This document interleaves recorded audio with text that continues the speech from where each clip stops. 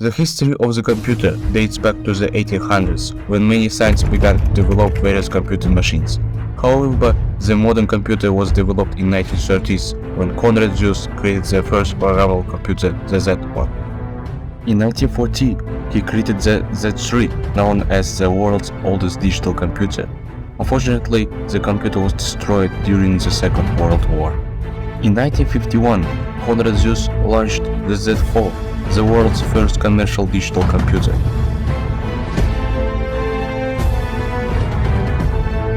Thus, in 1953, the first prototype computer with transistors was created in Manchester, DC.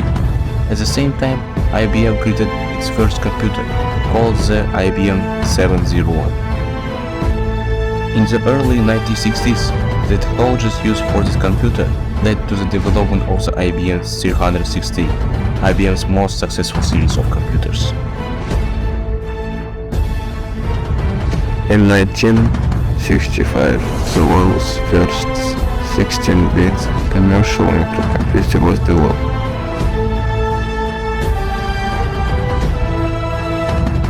The year 1970 is marked by Intel, which launched the first dynamic access memory chip.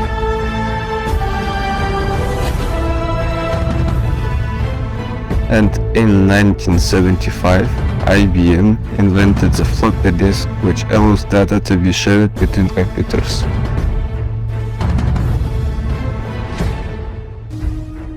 In 1977, Apple appeared on the computer market with the Apple I, the first computer with a single circuit board and ROM.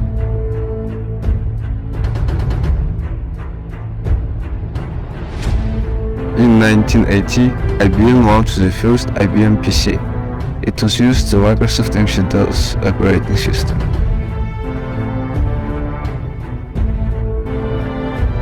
So, in the 1990s, with the advent of the internet, personal computers began to be widely used in all fields. Gradually, computers evolved destructively both in terms of design and performance. Thus, the market of computer companies began to grow more and more, with users being able to create their own PC system according to their own needs.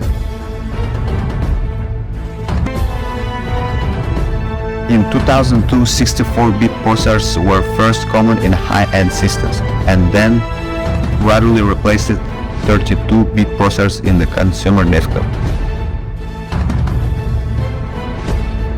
In 2010, the first aluminum iMac launched. The iMac became thinner, gained a new display, and lost the SuperDrive, new Fusion Drive options. Moreover, it's incredible how from computers that occupied an entire room and performed very simple actions, technology has come to offer us today very small PCs such as the Apple Mac Mini Desktop PC system, which offers very high performance when working or during a gaming session. So we have all the evidence that technology is not standing still, but constantly evolving from day to day.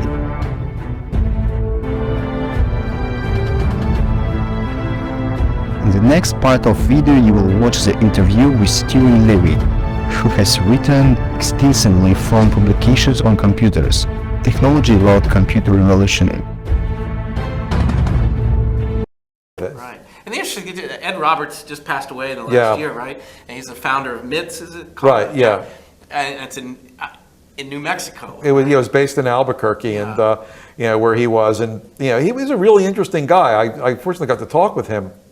And he had that vision. He told me that he compared it to the pyramids. It took 10,000 men to build a pyramid, but with a computer you could do the mental work of 10,000 people there. Mm-hmm. And he actually saw the revolutionary possibilities of it. And then, of course, a couple kids from Harvard read the magazine. Read the magazine and said, wow, the train's pulling out of the station. The revolution's here. We got to get to do this. And of course, Bill Gates and Paul Allen wrote the first basic computer language for the thing. And I think it's worth mentioning that back then, what you did with a computer is you program things with it.